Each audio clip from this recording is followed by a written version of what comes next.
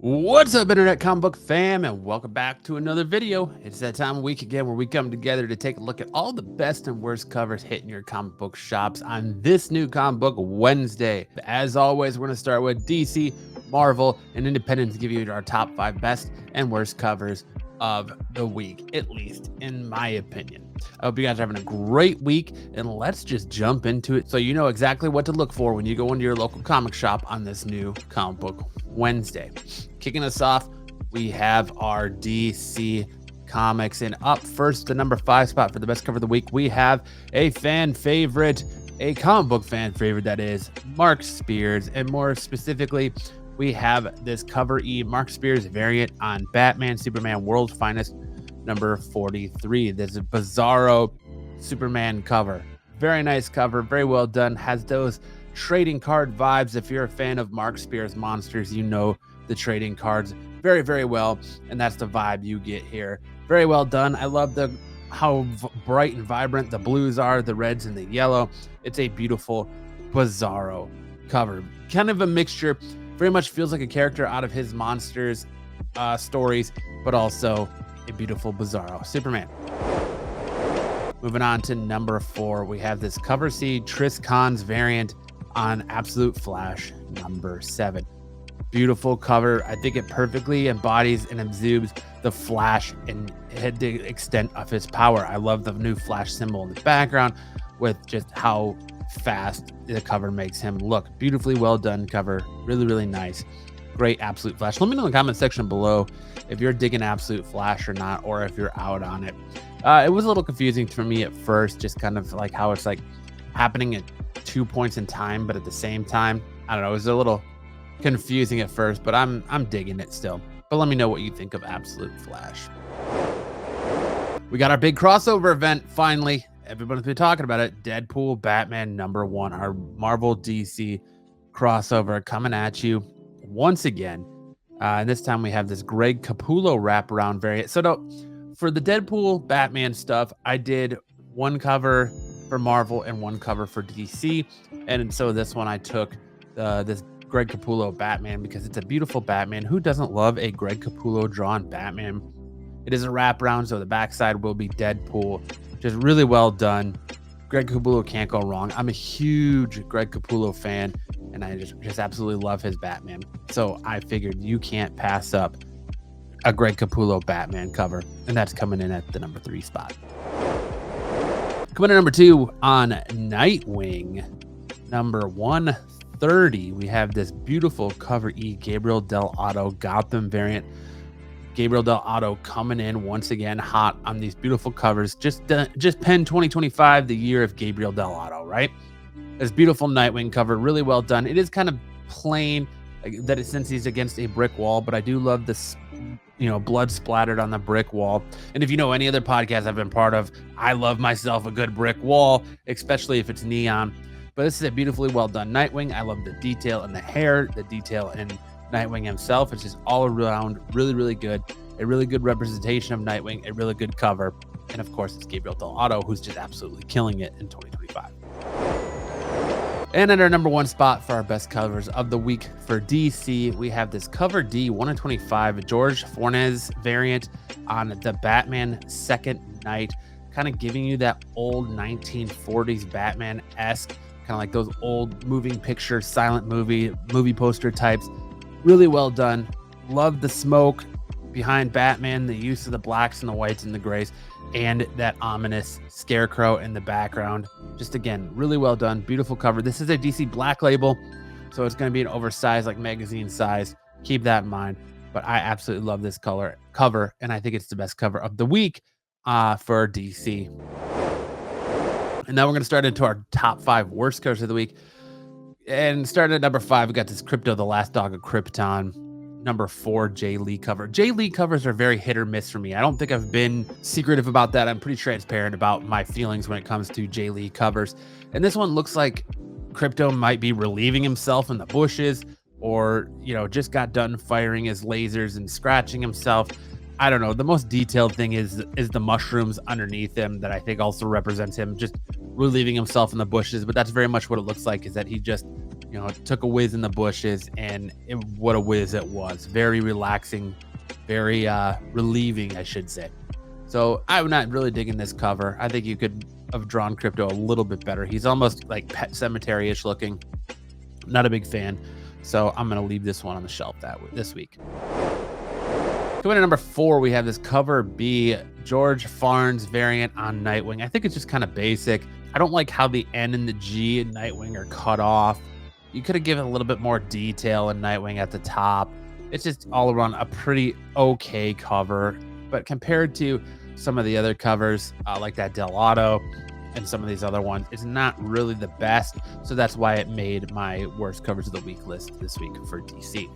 And just keep in mind, worst covers don't mean that they're actually bad. It just means like I don't dig them, or compared to the other offerings on that book this week, they're not as good, not as stand-up-ish. But you might like it. But again, it's no knock against the artist. It's just I'm not a big fan of that book this week. And coming in at number 3, we have this cover C, Ian Bertram variant on the New Gods number 10.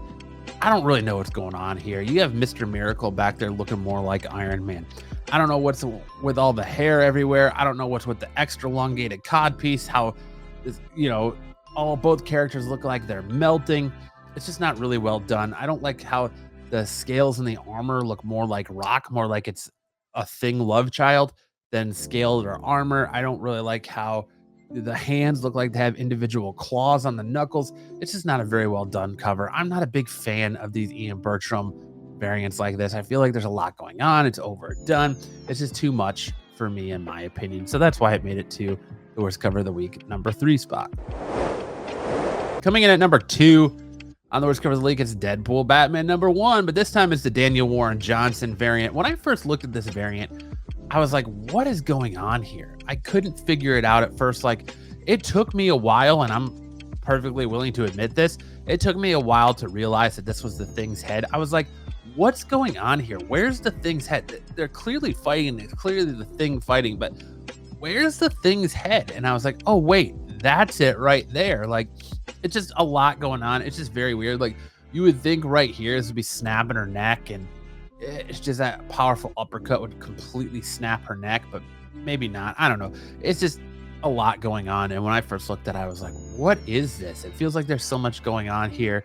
It's not pleasing to the eye. It took me probably longer than I want to admit to kind of figure out what was going on in this cover. So that's why it's at the number 2 spot for me this week. And coming in at number 1, we have this cover D 1/25 James Harnes variant on that Batman Superman World's Finest. What is going on here? What's with the oversized like gorilla paws on Superman? Part of me wondered if this was AI. Look at this. He's got 2 legs coming out of one leg. It's not like he's sitting Indian style. Like, literally both legs are coming out of this one leg. Both feet are coming out of this one leg. What is going on in this cover? I don't know if that was an artist mistake or if it was rushed, but it's just a very weird cover. I don't get how one arm is massively larger than the other. It just doesn't do it for me. What's going on with Batman here with this 3-handed like Ninja Turtle claw down here, and he looks like he's just smelling Superman's butt. Like, he's just got that grimace of like, I smell butt. That's exactly what that face is on Batman. It's not great. I question whether it's AI. I don't want to throw out accusations, but the fact that he has that other leg, and you can't tell me it's not another foot. Look at the pattern on the boot. Here's his foot. Here it is here, and here it is here. Like, the pattern on the boot is even the same, and there's the cross in the boot. Why is it that he's got both coming out? Now, maybe I'm just now seeing this. Maybe the other foot is actually behind the leg, and that's just the foot you're seeing where he's kind of like got it crossed. I don't know. So maybe it's not AI, but I feel like maybe the fact that the cape is draping all that, it could have been a little bit better done to kind of give you that feel of that. It, again, took me way too long after staring at this, being like, what is going on here, to really finally pick that up and realize that maybe that's the bottom of the boot versus the top. But it's just, again, it's still not a great cover because of the proportions and the potential double leg. I don't know. I don't know. That's just my opinion. That's it for DC. Now let's get into our Marvel and our offerings from Marvel. And first up for Marvel Comics at our number 5 spot for the best covers of the week, we have this Marvel Zombies Red Band number 1 in 25 Ryan Brown variant. I think this is a really good, well done zombie Reed Richards cover. And I really like how they emphasize Reed Richards' powers in this, where you can't really control him. So he's got that extra elongated jaw. He's got the extra elongated fingers. He's wrapped around Spider-Man. Spider-Man looks fearful. It's a really well done cover, a beautiful zombie cover, and I love the liberties taken with Reed Richards. If anybody you can take liberties and have a little bit of artistic freedom with when drawing his zombies, it's Reed Richards. Like, I love just the way it seems like he can't control his powers and his face just constantly keeps elongating and his appendages keep elongating. Beautiful cover, fantastic. I can't wait to pick this up on this Marvel Zombies book this week. Coming in at the number 4 spot, we have Star Wars Boba Fett Black, White, and Red number 1. This 1 in 100 Carr Andrews Virgin variant. I love this cover. I'll tell you what, that I think the trade dress, the fact that it says Boba Fett Black, White, and Red underneath it really kills this image. But this image too, to me, it's kind of a love and hate thing. I don't like how bright it is. I understand that it's supposed to be raining and lightning is supposed to be illuminating and washing out Boba Fett, but it's a little too washed out for me. I think if like part of him was washed out, but you still got to see a lot of what makes Boba Fett in the armor detail and stuff, I think it would look a lot better. But it's still a really well done cover. I like it enough that it made it to the number 4 spot this week. There's actually another cover that I would have probably taken over this one, but I do think this is kind of cool. It's kind of unique. It's a little bit different. So that's why I went with this cover this week, except it's got to be the 1 in 100 because I feel like the trade dress on this book just absolutely kills this image. Coming in number 3, we have this Marco Cicchetto variant on the Phoenix number 15, or Cicchetto. Sorry if I butchered that. I, again, apologize. Look at this Jean Grey Phoenix in all her glory in space. The Phoenix Force aura surrounding her is absolutely beautiful. You're getting to see stars and galaxies in her costume kind of reflecting around her. Just so well done. The way the hair is flowing. Such a beautiful Jean Grey cover. Such a beautiful Phoenix cover. It's just one, I think if you're getting this book, this is the cover to go to for, especially since it's a variant and not a ratio. I think this is exactly the cover you should go for if you're picking up this Phoenix book this week. Coming in number 2, Magique. Man, these Magique books have had some beautiful covers on it, and Magique number 10 is no exception. The Simon DeMeo variant on this Magique book. I'm not reading this book, but I'm going to pick this cover up. This cover is absolutely beautiful. Magique looks stunning. She looks seductive. She looks like she's ready for battle or just waiting for the next battle to start. She's got her sword in the back where she's leaning up against it. I thought this was maybe Lockheed at first, but it's not. It's more like an eel type dragon with wings or something like that. But what a beautiful Magique cover that I think really captures Magique's beauty, elegance, grace, and power all in one cover. A beautiful, beautiful job done by Simon DeMeo. Pick this cover up if you're getting this Magique book this week. I don't think you'll go wrong. And coming in at number 1 for our best covers of the week from Marvel, we got Amazing Spider-Man number 12, Lee Bermejo Amazing Visions variant. Again, Lee Bermejo is the other one that's been absolutely killing it in covers in 2025, and his Spider-Man stuff has been just chef's kiss. I love the look of Doc Ock here. I love the Spider-Man with the web shooters on the outside. I love that we finally figured out and finally learned why those web shooters are on the outside. If you're not reading this book, or you are caught up, then you know that right now we technically have 3 different Peter Parkers. The original regular Peter Parker is in space. We have the Norman Osborn who's portraying Spider-Man right now. And then we have Ben Reilly who's walking around town pretending to be Peter Parker. All this just came to a head in issue 11, and I'm excited to see where we go in issue 12, especially with this beautiful Lee Bermejo cover. This is the cover I'm picking up on Amazing Spider-Man this week. Absolute banger, would be my number 1 over and over and over again. All All right, that's it for our best. Now we're going to get into our worst. And at number 5, we have this Simon Biccini variant on the Amazing Spider-Man number 12. I don't like how dull the color palette is here. I don't like this random demon popping out the window there as Spider-Man crawls up the side of the building. His head is kind of like testicle shaped. It's a little narrow for me. There's a lot of detail in the groundwork underneath the streets of New York and the people like kind of looking out the building. And I just don't like how like dark the color tone is. I think maybe if it was a little bit more bright, a little bit more vibrant, at least Spider-Man, it would be a bit better of a cover. But to me, I would much rather have that Lee Bermejo cover over the Biccini cover. That's just my opinion. I don't know. That's just me.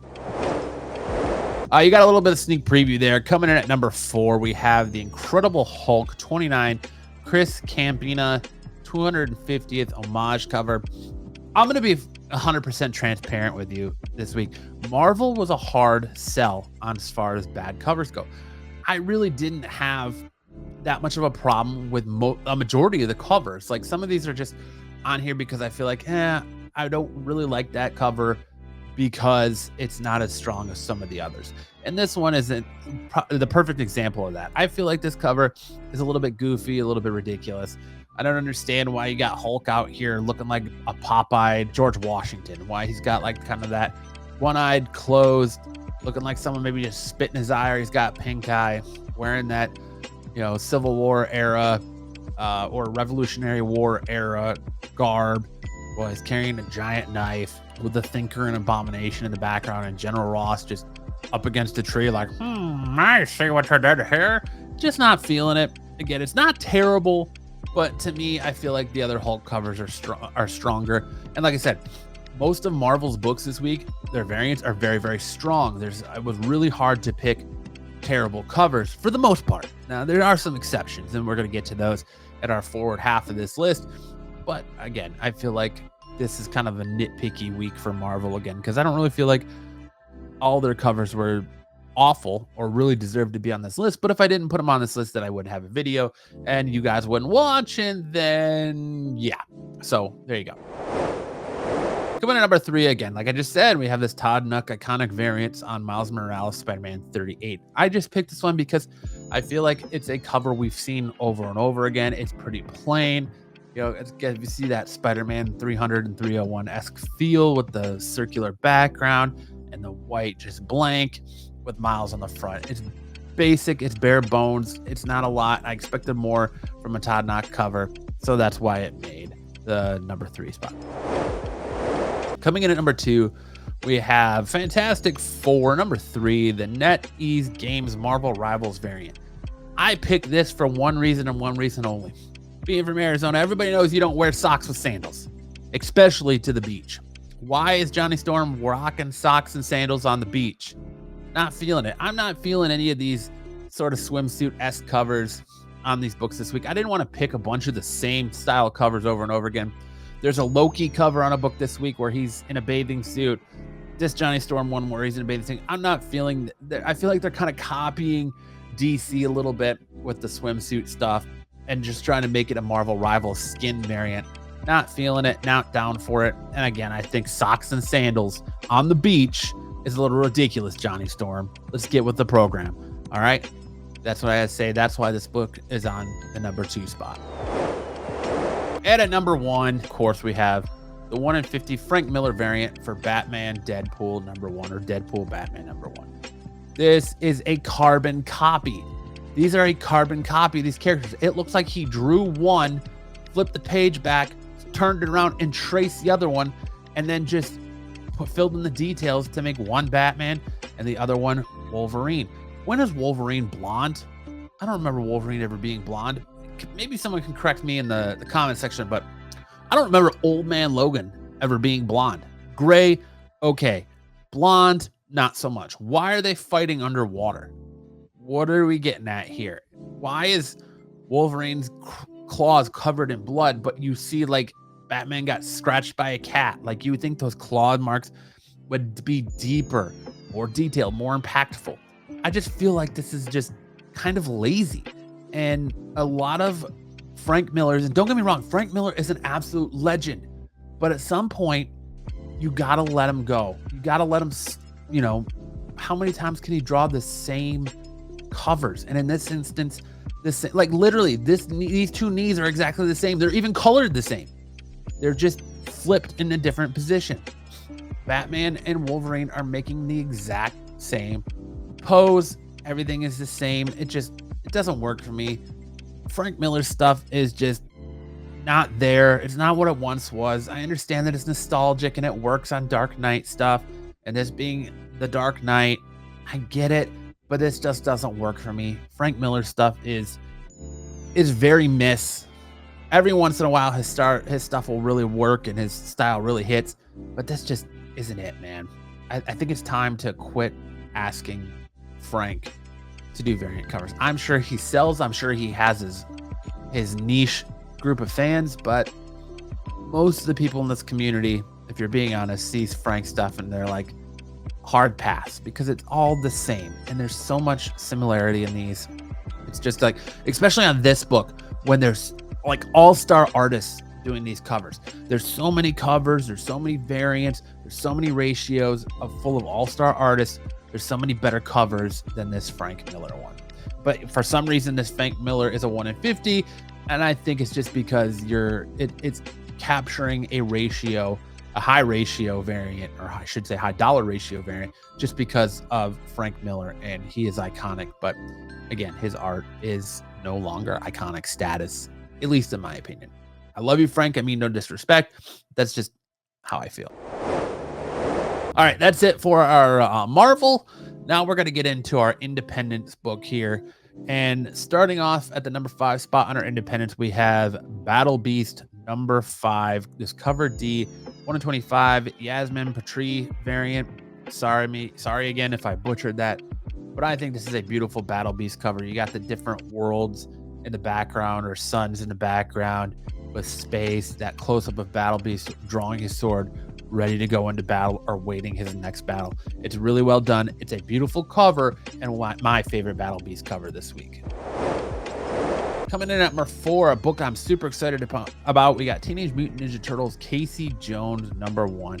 And we got this 1 in 50 Mike Henderson variant. I love the intense look on Casey Jones' face, his mask covered in blood, his hands covered in blood, the baseball bat, and then that blurred image of like cop or police lights in the background. It's a really well done cover. It looks like Casey just went through it and he's ready for some more, just catching his breath. Cricket, you gotta understand you gotta know what a crumpet is to understand cricket. I can't believe it. That's one of my favorite movies, and I butchered the hell out of that line. But I love this Casey Jones cover, and that's why it came in at number 4 for me this week. Our number 3 spot goes to The Last Days of H.P. Lovecraft number one. This cover E, 1 in 15, John Pearson Virgin variant.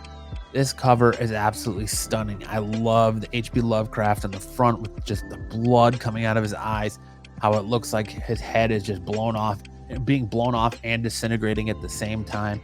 I love the bloodshot eye in the background with the headstones with like the skeleton faces in them. It just feels very Lovecraft-esque with all the blood running down around him. It's a beautiful piece of art, beautiful book, and I can't wait to read this book.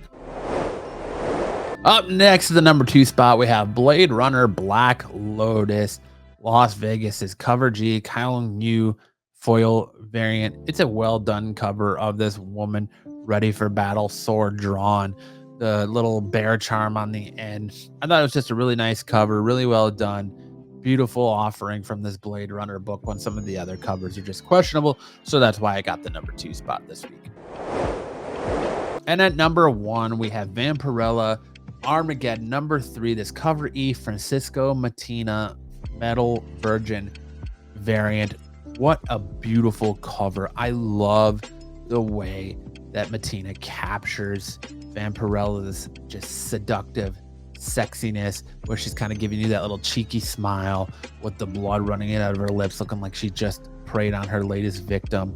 Just such a really good cover. I love the fill-in of the back with like the werewolf-esque face. It utilizes the entire page. It utilizes the entire cover. I'm sure this is going to look amazing at a Metal Virgin variant.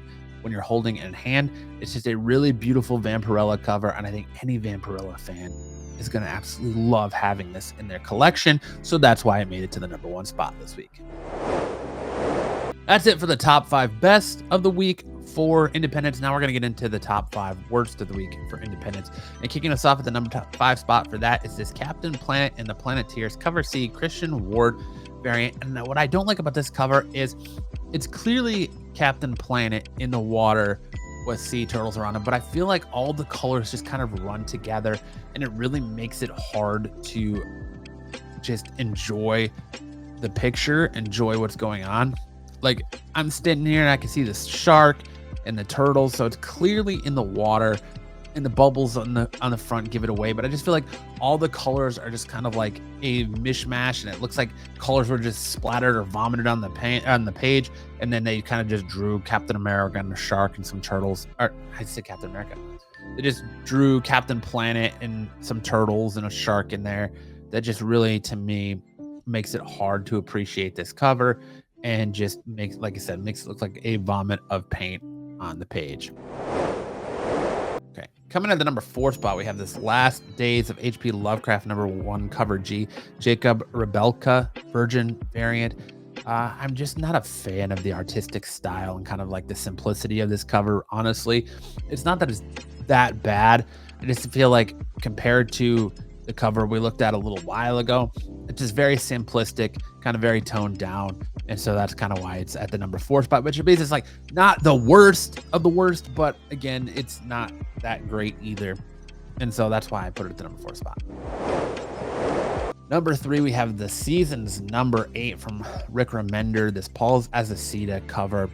I love Paul Azaceta's work. I think he's a fantastic artist. I love his stuff on Outcast. I have a 1-of-1 Spider-Man drawing he did for me at a convention a few years back. Love his work. Beautiful artist. This cover to me just kind of leaves a lot wanting. I feel like he could have put a little bit more detail, and usually he does, more detail in the crowd of clowns climbing up to capture this person. There's not a whole lot of detail in the person as well. I feel like it could have been a little bit better. I'm not a big fan of the plain white background. I wish a little bit more was going on. So that's kind of why this got the #3 spot for me on the worst covers of the week list. Coming in at #2, we have this cover B Colleen Doran variant for Flow #1 from Mad Cave. This just looks like, and the reason I picked this is because it looks like the face doesn't match the body. The face feels like it was like copied and pasted from something else. It reminds me of a blow-up sex doll. Not that I've ever used one, but I have seen plenty of them in movies. Shout out Super Troopers, or online. It just looks like a blow-up sex doll face, where the face looks like super high realistic and everything else just kind of looks toned down, plain, and kind of whatever. I mean, for the God's sakes, you've got more creases on her face than you do in the palms of her hands. It just really, the face is like way more detailed compared to the rest of the body, which makes it look like the face don't belong. Like I said, like a blow-up sex doll face. I don't know, whatever. Just not digging it this week. And coming in our #1 spot again, it's Frank Miller, and this time the Curse of Shirley Johnson cover C Frank Miller variant. What's going on here? Where are these heads coming from? I get that she's cutting them off a body, but look at those ridiculously oversized scissors. You probably wouldn't even be able to tell they were scissors if it wasn't for the end. What's up with Shirley Johnson's face? Why are the fingers drawn as squares? It's just not great. Again, I go back to what I said previously. You want to know why I think this is the worst cover of the week? See previous comments about Batman and Wolverine. It's just Frank Miller's stuff doesn't always work. I'm not a fan of it. I feel like it's just he's past his prime, and because people keep buying the covers, and he's got these fans of people who want to live in nostalgia, he's going to keep making them because they're going to keep asking him to do variants, and good for him. And he should make that money while there's money to make, Frank. But I'm just saying, to me, they're always going to just not be the greatest covers. And it's low-hanging fruit on a week where it's really hard to pick some bad variant covers, because a lot of these independent books just either A, didn't have a variant, or B, their variant wasn't that bad. So some of them, like that H.P. Lovecraft one, I kind of had to reach for a little bit. But I feel like if the low-hanging fruit is there with these Frank Miller covers, you're going to pluck it, right? Can you blame me? So that's why this Frank Miller, The Curse of Shirley Johnson, cover C, made it to the #1 spot for our independent worst covers of the week this week.